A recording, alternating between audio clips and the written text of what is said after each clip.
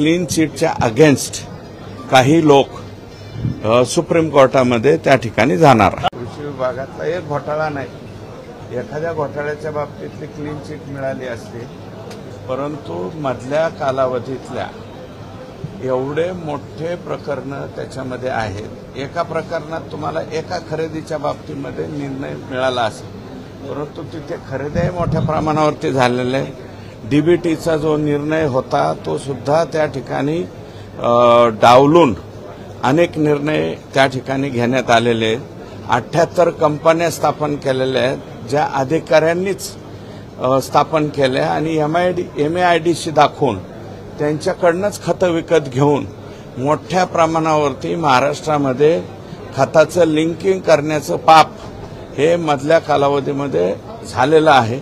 या सगळ्याची स्वतंत्र SIT स्थापन करून चौकशी व्हावी अशा प्रकारची मागणी मी केलेली आहे।